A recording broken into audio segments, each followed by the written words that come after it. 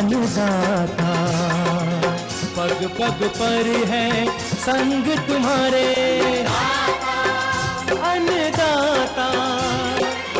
लहू किसानों का बन के पसीना सींचता है धरती का सीना। मेहनत का तेरी हक दिलवाने, नई तकनीक नई खोज बताने। पशुधन को गुणवान बनाना, पौध सुरक्षा को सिखलाना, खेती के सब गुर समझाने, भारत का सरताज बनाने। आठों पहर है संग तुम्हारे अन्नदाता अन्नदाता। नमस्कार, मैं हूं आपके साथ कात्यायनी चतुर्वेदी और आप सभी दर्शकों का अन्नदाता कार्यक्रम में बहुत स्वागत करती हूं। हर रोज की तरह कार्यक्रम में लेकर आई हूं खेती बाड़ी से जुड़ी हुई बहुत सारी लाभकारी जानकारियां। तो चलिए सबसे पहले देखते हैं क्या है विशेष आज के कार्यक्रम में। देर से बुआई हेतु गेहूं की उन्नतशील प्रजातियां एवं बुआई विधि। फूल गोभी से अधिक उपज के लिए आवश्यक समसामयिक कार्य। अधिक शहद प्राप्ति हेतु मॉन बॉक्स में किए जाने वाले महत्वपूर्ण कार्य।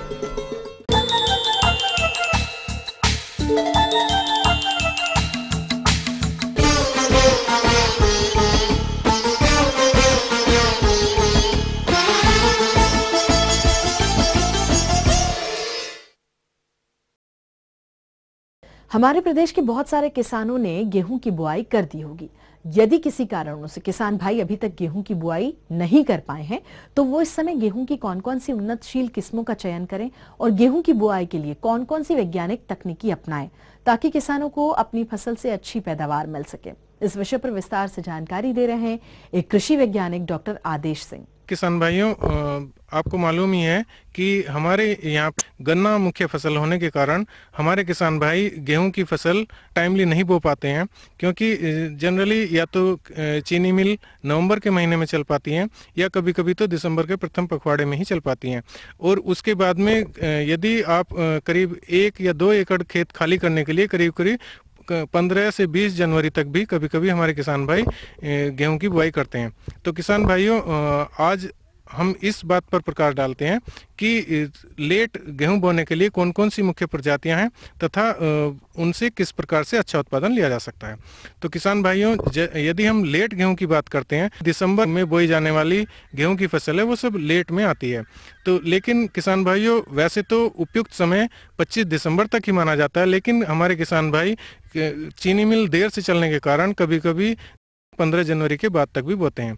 तो किसान भाइयों, यदि हम लेट गेहूं की उन्नत प्रजातियों की बात करें तो इनमें से कुछ इस प्रकार से हैं। किसान भाइयों, जो लेट बोने वाली प्रजातियां हैं वे करीब 110 से लेकर के 120 दिन में ही पक जाती हैं। जैसे कि किसान भाइयों, DBW 14 ये वैरायटी 2002 में रिलीज हुई है और इससे करीब 40 से 45 कुंटल प्रति हेक्टेयर की दर से उपज ली जा सकती है और ये पूरे उत्तर प्रदेश के लिए संस्तुत है। ये वैरायटी दिल्ली से आपकी जो पूसा संस्थान है वहाँ से निकली है। और किसान भाइयों, इसकी खासियत ये है कि इसकी बढ़वार बहुत कम होती है, करीब 75 से 80 सेंटीमीटर तक ऊंचाई होती है। तो इससे भूसे की उत्पादन बहुत कम मिलता है। किसान भाइयों, इसके अलावा जिन क्षेत्रों में आपके पास में ट्यूबवेल या कोई नहरों के पर्याप्त सुविधा ना हो, तो यदि 1-2 सिंचाई के लिए ही पर्याप्त जल उपलब्ध हो तो उन क्षेत्रों में भी इससे अच्छी उपज ली जा सकती है। किसान भाइयों, यह प्रजाति जैसे कि आपके जो मध्य उत्तर प्रदेश तथा पूर्वी उत्तर प्रदेश के क्षेत्रों के लिए उपयुक्त है। हालांकि अगर कुछ क्षेत्र जैसे जहां पर कि पानी की कुछ थोड़ी समस्या आ सकती है, वो ये पश्चिम उत्तर प्रदेश के लिए भी उपयुक्त प्रजाति है। इसके बाद किसान भाइयों, UP 2338 नामक जो आपकी प्रजाति है, ये समय से एवं देरी से बुआई के लिए उपयुक्त है तथा यदि हम इसकी बुआई देरी से करेंगे तो इससे भी करीब 40 से 45 कुंटल उपज मिल जाती है तथा ये सिंचित क्षेत्रों के लिए संस्तुत है। फिर इसके अलावा किसान भाइयों, एक जो प्रजाति है PBW 373, ये पंजाब से निकली हुई प्रजाति है और इससे करीब 45 कुंटल तक उपज ली जा सकती है। इसके अलावा किसान भाइयों एक PBW 590 ये भी पंजाब से निकली हुई प्रजाति है तथा किसान भाइयों इसकी उपज PBW 373 से अच्छी है तथा ये उसके बाद में विकसित हुई है और इसकी बाली PBW 373 की अपेक्षा थोड़ी लंबी होती है, तो इससे करीब 48 कुंटल तक भी दाने की उपज प्राप्त की जा सकती है। इसके अलावा किसान भाइयों DBW 16 ये भी दिल्ली से निकाली गई वैरायटी है तथा ये भी लेट में बुआई के लिए उपयुक्त है। इससे करीब 50 कुंटल तक प्रति हेक्टेयर दाने की उपज ली जा सकती है। और किसान भाइयों अभी पिछले वर्ष एक नई वैरायटी निकली है जो कि DBW 71। हालांकि पिछले साल इसका बीज जो है पर्याप्त मात्रा में किसान भाइयों को नहीं मिल पाया, लेकिन इस बार इसकी समस्या नहीं है और किसान भाइयों ये सबसे लेटेस्ट वैरायटी है जो देर से बोने के लिए उपयुक्त है तथा किसान भाइयों इससे जो रिकॉर्ड उत्पादन है करीब 55 कुंटल प्रति हेक्टेयर तक से भी लिया जा सकता है। लेकिन यदि किसान भाइयों आप ज़्यादा एरिया में, क्योंकि अगर हम खेती करते हैं तो जो एक्सपेरिमेंटल यील्ड है उससे थोड़ा कम मिलता है, लेकिन अगर आप अच्छा उत्पादन लेना चाहते हैं तो इसके लिए यदि उन्नत सस्य वैज्ञानिक विधियों का प्रयोग करें तो करीब 50 कुंटल प्रति हेक्टेयर तक इससे भी उपज प्राप्त की जा सकती है। और किसान भाइयों ये सबसे लेटेस्ट वैरायटी है जो लेट सीजन में उगाई जाने वाली, और अगर हो सके तो किसान भाइयों इसका प्रयोग करें क्योंकि ये जनवरी के प्रथम सप्ताह तक भी अच्छी उपज देने में कारगर है। लेकिन हमारे किसान भाई यदि गुणवत्ता युक्त दाने की बात करें तो PBW 226 जो कि पंजाब से निकाली गई वैरायटी है वो आज भी सबसे अच्छी मानी जाती है। हालांकि किसान भाइयों इसकी उपज थोड़ी कम यानी कि 35 से 40 कुंटल प्रति हेक्टेयर तक ही मिल पाती है, लेकिन इसकी गुणवत्ता इतनी अच्छी है किसान भाइयों कि इसका हमेशा मार्केट का प्राइस करीब 200 से 300 रुपये प्रति कुंटल अन्य प्रजातियों की अपेक्षा ज़्यादा मिलता है।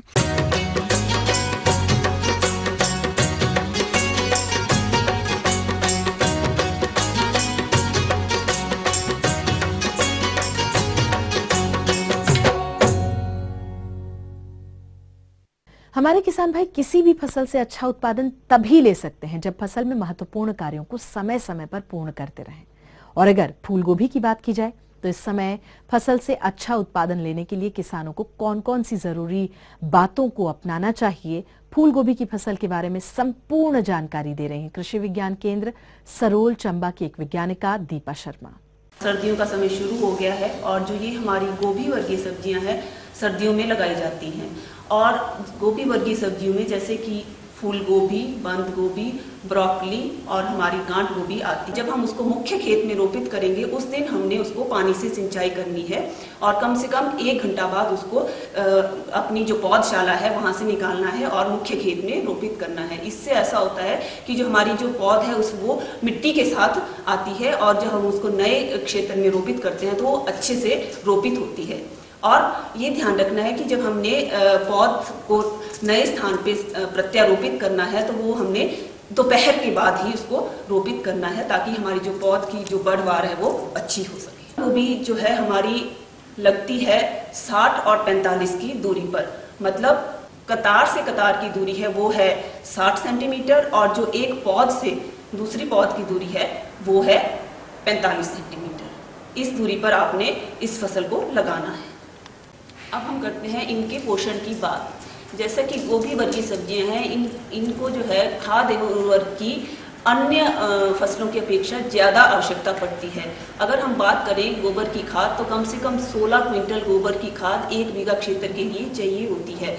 उसके अलावा 20 किलोग्राम यूरिया, 50 किलोग्राम हमारे पास सिंगल सुपर फॉस्फेट और औसतन 7 किलोग्राम के आसपास म्यूरेट ऑफ पोटाश की आवश्यकता पड़ती है अगर हमें अच्छी उपज लेनी है। फिर बात आती है हमारी सिंचाई, निराई, गुड़ाई और अन्य सस्य क्रियाओं की। इसमें अगर हम सिंचाई की बात करें तो जो हमारी सर्दियों की फसलें हैं उसमें हमारी गर्मियों की फसलों की अपेक्षा कम सिंचाई की आवश्यकता पड़ती है। अगर हमारी मिट्टी है उसमें नमी ज़्यादा है तो आपको कम सिंचाई करने की आवश्यकता पड़ेगी और अगर आपको ज़रूरत के हिसाब से ही आपने उसमें सिंचाई करनी है। अब अगर हम निराई गुड़ाई की बात करें तो आप कम से कम इसमें 3 या 4 गुड़ाई अवश्य करें, क्योंकि इससे जो है हमारी जो मिट्टी है उसमें वायु का संचार होता है और पौधे की जो ग्रोथ है वो, पौधे की जो बढ़वार है वो अच्छी होती है, और उसके अलावा जो हमारे पास खरपतवार हैं उनका भी नियंत्रण रहता है। जब हम इसकी तोड़ाई की बात करते हैं तो लगभग पौध रोपण से 80 से 90 दिनों में हमारी जो गोभी की फसल है वो मंडी के लिए तैयार हो जाती है। और हमारे जिन किसानों ने फसल लगा रखी है तो इस समय इस फसल पर विभिन्न प्रकार के कीटों का प्रकोप देखने को मिल रहा है, जिसका सीधा प्रभाव उत्पादन की गुणवत्ता पर पड़ता है। तो किसान भाइयों, आप किस प्रकार से करेंगे इन कीटों का नियंत्रण, इस विषय पर विस्तृत जानकारी दे रहे हैं एक कृषि वैज्ञानिक। किसान भाइयों, गोभी की फसल आपके खेतों में इस समय खड़ी हुई है कि गोभी में बहुत सारी समस्याएं आती हैं। इसमें जो कीट लगते हैं, कीट प्रमुख हैं। तो कीट में जो प्रमुख कीट लगता है इसे तंबाकू की सूंडी के नाम से जानते हैं। ये तंबाकू की सूंडी बहुत अच्छे स्वभाव की होती है और ये प्रारंभिक अवस्था में पत्ती के नीचे गुच्छे में अंडे देती है। इसकी जो तितली है या जो सलब है गुच्छे में अंडे देती है। ये काफ़ी नुकसान पहुँचाने वाली सूंडी है। इसके प्रबंधन के लिए किसान भाई अपने खेतों में एक तो फसल चक्र नहीं अपनाते हैं। फसल चक्र अपनाने से एक फसल के कीट दूसरे फसल में नहीं लगते हैं, जिससे हमारी मुख्य फसल बच जाती है। किसान भाइयों को कुछ अंतराल के बाद फसल चक्र अपनाना चाहिए। साथ ही ग्रीष्मकालीन जुताई करनी चाहिए। ग्रीष्मकालीन जुताई से भी जो कीट की अवस्थाएं ज़मीन में पड़ी हैं वो सूख के नष्ट हो जाती हैं या परभक्षी चिड़ियों द्वारा खाकर नष्ट कर दी जाती हैं। इसके साथ ही हम रासायनिक कीटनाशी की बात करें तो इसमें इंडोक्साकार्ब नाम का कीटनाशी है। इसकी 500 मिलीलीटर मात्रा 500 लीटर पानी में घोल बना के प्रति हेक्टेयर से प्रयोग कर सकते हैं। साथ ही जो दूसरा कीट लगता है जिसे हम हीरक पीठ पतंगा या डायमंड बैक मोथ के नाम से जानते हैं, इसकी जो सूंडियाँ होती हैं हल्के पीले रंग की 2 सेंटीमीटर आकार की होती हैं। प्रारंभिक अवस्था में ये भी सूंडी भी पत्ती पे छोटे छोटे छेद कर देती है, उसका हरा भाग क्लोरोफिल खा लेती है। तो इसके नियंत्रण के लिए ये कीटनाशी इंडोक्साकार्ब नाम का जो कीटनाशी बताया है ये भी काफ़ी प्रभावी है। 500 लीटर पानी में घोल बना के छिड़काव कर सकते हैं। साथ ही जो इसका कोडेसिया प्लोटेली नाम से एक जो इसका मित्र कीट है उसका प्रयोग करके हम अपनी फसल को इस कीट से बचा सकते हैं। इसके अतिरिक्त जैसे ये माऊ कीट छोटे कोमल आकार का कीट होता है और ये संख्या संख्या में होते हैं। पत्ती से निचली सतह से रस चूसते हैं। रस चूसने के कारण पत्तियां मुरझाना शुरू हो जाती हैं, जिसके कारण काली फफूंदी भी हो जाती है, जिससे प्रकाश संश्लेषण की क्रिया बाधित होती है। इसके प्रबंधन के लिए इमिडाक्लोपिड नाम का कीटनाशी है। इसकी 100 मिलीलीटर मात्रा को प्रति हेक्टेयर दर से प्रयोग कर सकते हैं। साथ में रोगोर के नाम से कीटनाशी है, उसका प्रयोग कर सकते हैं। 200 मिलीलीटर मात्रा प्रति 100 लीटर पानी में घोल बना के छिड़काव करेंगे तो इस फसल को माहू नामक कीट से आसानी से प्रबंधित कर सकते हैं। इसके अलावा हम बात करें रोगों की, तो रोगों में इसमें जो मुख्य रोग लगता है जिसे हम अल्टरनेरिया अंगमारी या अल्टरनेरिया ब्लाइट के नाम से जानते हैं, ये पत्तियों पे लगने वाला रोग है। ये पत्तियों पे फफूंद रोग है। इसके प्रबंधन के लिए मैनकोजेब नाम का फफूंदनाशी इसकी 1.25 किलोग्राम मात्रा प्रति हेक्टेयर से प्रयोग करना चाहिए। जी हाँ, तो ये थी कुछ उपयोगी जानकारियां। यहाँ पर एक बहुत छोटे से ब्रेक के लिए रुकेंगे, बहुत जल्द लौटेंगे। कार्यक्रम में आगे है महत्वपूर्ण जानकारियां, तो बने रहिए हमारे साथ।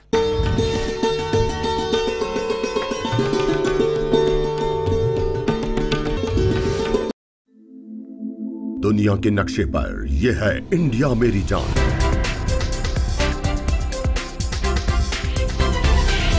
भारत थोड़ा अलग है।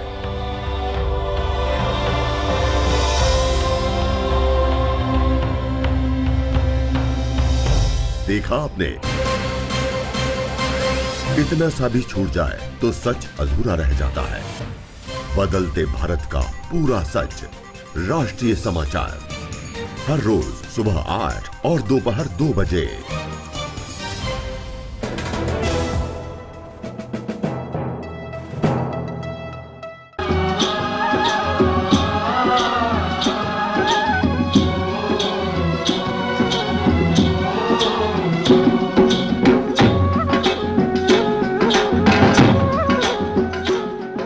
ब्रेक के बाद एक बार फिर से आप सभी दर्शकों का अन्नदाता कार्यक्रम में बहुत स्वागत है। और चलिए अब बढ़ते हैं अपनी अगली प्रस्तुति की ओर।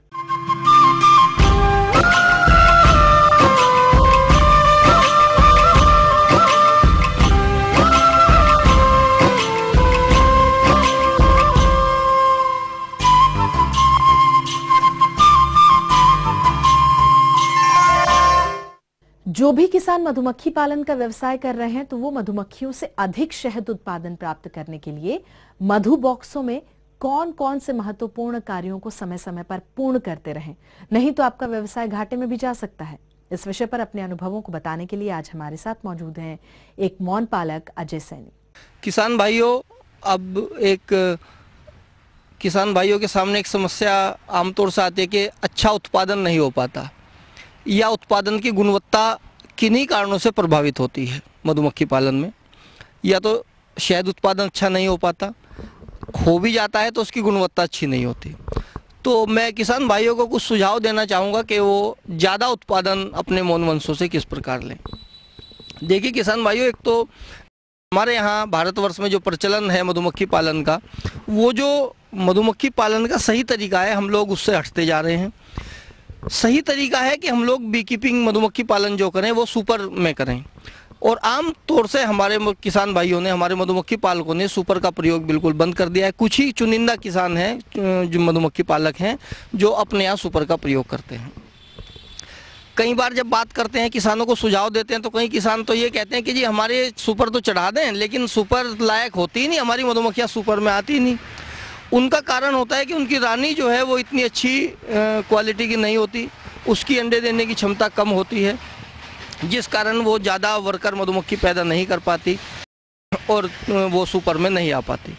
तो किसान भाइयों, आपको जब आप शुरुआत करते हैं, इसकी शुरुआत जब विभाजन से होती है, जब आप रानी बनाने की प्रक्रिया प्रारंभ करते हैं, तो उस समय ही आपको इन बातों का ध्यान रखना पड़ेगा तो कि किस प्रकार हम लोग ज़्यादा अंडे देने वाली रानी का उत्पादन करें।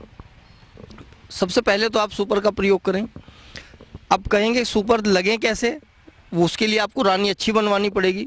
जब आप रानी बनवाते हैं तो एक तो विभाजन आप जो है वो शक्तिशाली विभाजन करें, 8 फ्रेम से कम का विभाजन ना करें। दूसरे, जब विभाजन आपने कर दिया तो 3 दिन के बाद उससे पहले एक ध्यान रखें कि जब विभाजन आप करें तो एक चयन कर लें, पहले सिलेक्शन कर लें अपने मौन वंशों का कि जिनकी रानी अच्छी है, जिनमें रानियों की अंडे देने की क्षमता ज़्यादा है, नई रानी हैं, घर में सफाई रखती हैं और उन कम काटती हैं, तो ऐसे अच्छी गुणवत्ता की रानियों का चयन करें। आप उन्हीं रानियों का अंडा रानी निर्माण में प्रयोग करें। जब आपने विभाजन कर दिया, उसके बाद ऐसी रानियों का अंडा ही उनको मौन वंशों को दें रानी बनवाने हेतु, ताज़ा अंडा, 24 घंटे का अंडा, ताकि वो उनसे रानी बना सके। तो इस प्रकार एक तो अच्छी क्वालिटी की रानी आपको पैदा होगी। एक काम आप और कर सकते हैं, जब आपने विभाजन किया तो 3 दिन के बाद जो सेल उठा देते हैं छोटे छोटे, उसमें फिर रॉयल जेली डालना शुरू करती हैं वर्कर मधुमक्खियाँ। तो उस समय आप जो छोटे छोटे सेल होते हैं उनको अलग अलग फ्रेम पे 2 सेल छोड़ करके आप बाकी सेल को नष्ट कर दें, ताकि उनको ज़्यादा मात्रा में रॉयल जेली खाने के लिए मिले। ज़्यादा रॉयल जेली मिलेगी तो रानी आपकी निश्चित रूप से अच्छी होगी। जब रानी आपकी अच्छी होगी, रानी आपकी निकल गई, 15 दिन में रानी निकल जाती है, उसके बाद आपने थोड़ा थोड़ा कलर पेंट उन बक्सों के ऊपर लगा दें, क्योंकि कलर इफेक्ट जो है वो बहुत प्रभावित करता है रानी मधुमक्खी, क्योंकि बार बार बाहर नहीं निकलती है, कम बाहर निकलती है, उसके घर की पहचान कम होती है। कलर आपने लगा दिया तो अपने कलर को देख करके वो बाहर जाएगी, मेट होकर के वापस आ जाएगी। तो इससे आपका मेटिंग परसेंटेज जो है वो बढ़ेगा। आपके आम तौर से जो है वो 80-90% जो है, इससे ज़्यादा भी हो सकता है, आपका मेटिंग परसेंटेज हो जाएगा, तो आपको ज़्यादा जो है गर्भित रानियाँ प्राप्त होंगी। तो इस प्रकार जो है, जब अच्छी रानी आपकी पैदा होगी, उसके अंडे देने की क्षमता ज़्यादा होगी, तो निश्चित रूप से आपके जो मौन वंश है वो सुपर मांगेगा। सुपर उसके ऊपर लगाएं। देखिए, जो सुपर से शहद का उत्पादन होगा वो निश्चित रूप से उसकी गुणवत्ता बहुत अच्छी होती है, क्योंकि उसकी डबल प्रोसेसिंग हो जाती है। जो ब्रूड चैम्बर में हनी होता है किसान भाइयों, ये आप ध्यान रखें कि वो मधुमक्खियों के अपने खाने के लिए होता है, और जो सुपर में हनी होता है वो उनका सरप्लस हनी होता है, जिसको वो परफेक्ट तरीके से प्रिजर्व करती हैं, स्टोरेज करती हैं, और वो शहद ज़्यादा समय तक ख़राब नहीं होता है। तो उसको सुपर से जब आप शहद निकालते हैं, उसकी गुणवत्ता अच्छी होती है, क्योंकि हमारे यहाँ से ज़्यादातर शहद निर्यात होता है, तो निर्यात में आपको अच्छा जो है उसका मूल्य मिलेगा। तो इस प्रकार अगर आप सुपर की बी कीपिंग करेंगे तो आपको निश्चित रूप से आपका जो उत्पादन है वो बढ़ेगा। आगे और भी कुछ रोचक जानकारियां हैं, लेकिन यहाँ एक बहुत छोटे से ब्रेक के लिए रुकेंगे, जल्द होंगे हाजिर।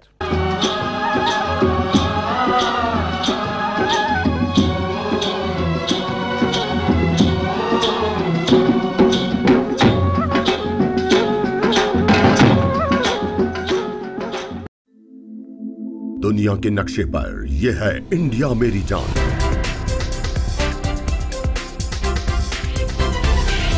भारत थोड़ा अलग है,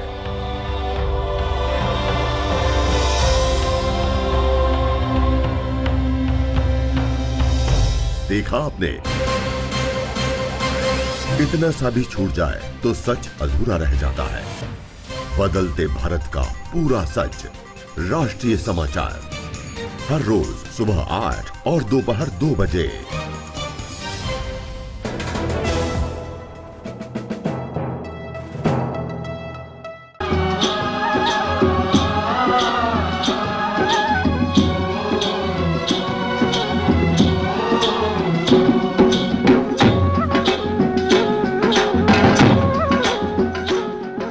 ब्रेक के बाद आप सभी दर्शकों का अन्नदाता कार्यक्रम में स्वागत है। चलिए अब रुख करते हैं अपनी अगली कड़ी की ओर।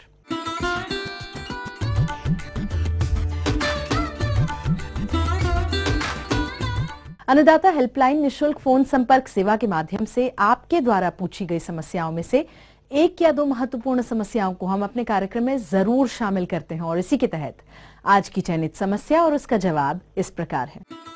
करनाल में रहने वाले नरेश कुमार ने घरों में सजावटी पौधे लगाने के तरीके के बारे में जानकारी चाहिए है। तो नरेश कुमार जी, आपकी जानकारी हेतु प्रस्तुत कार्यक्रम का यह अंश।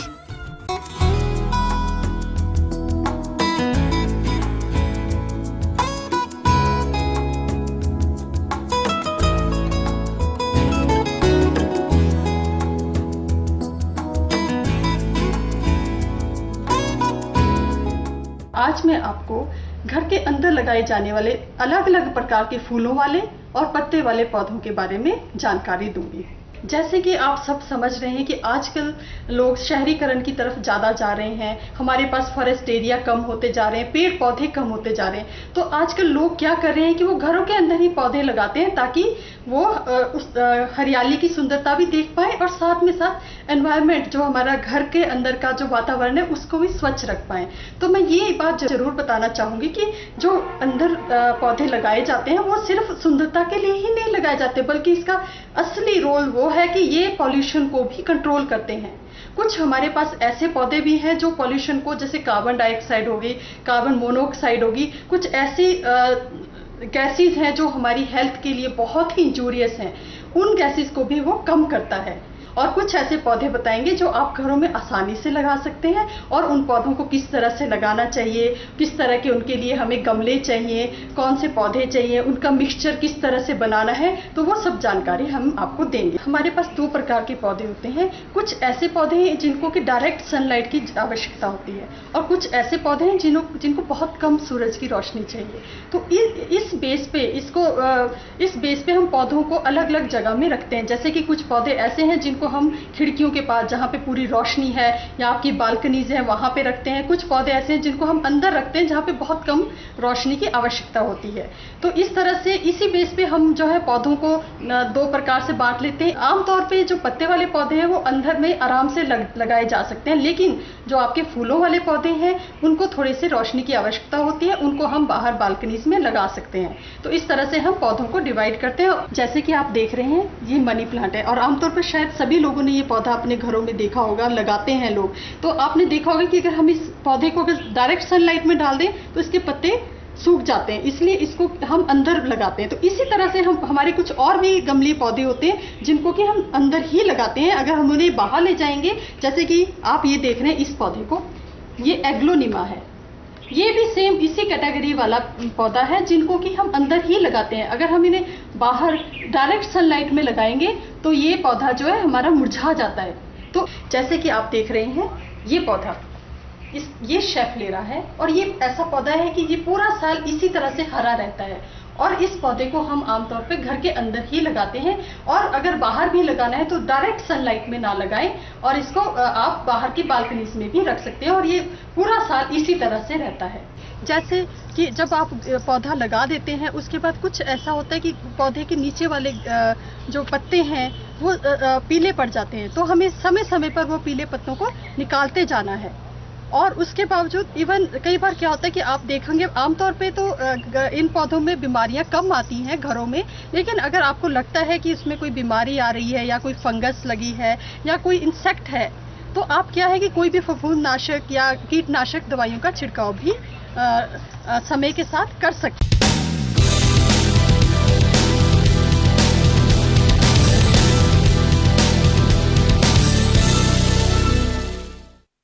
तो राज्य की विभिन्न मंडियों में कृषि उत्पादों के चढ़ते और उतरते बाजार भाव की संक्षिप्त जानकारी इस प्रकार है।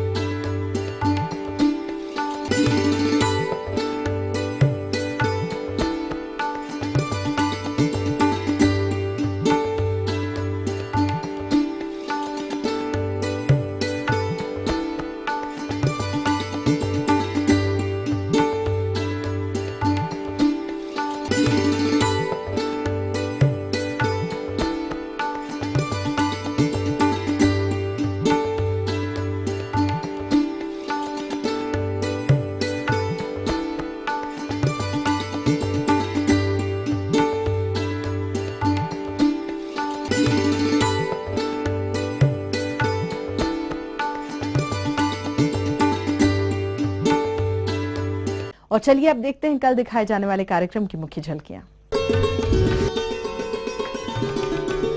सरसों की बढ़वार को प्रभावित करने वाले रोगों का नियंत्रण।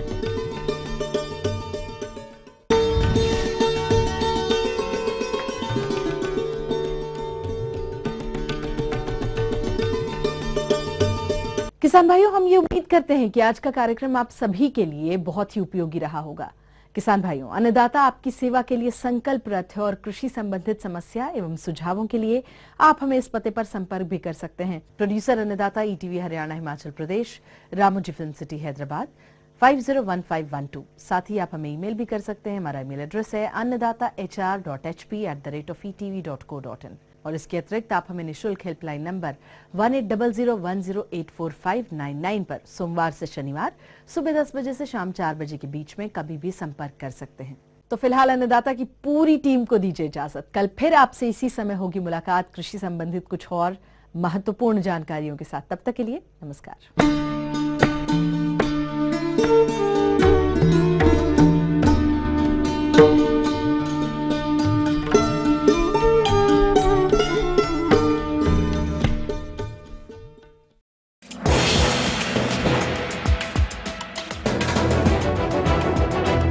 आप देख रहे हैं ईटीवी न्यूज़ हरियाणा हिमाचल प्रदेश, खबर ही जीवन है।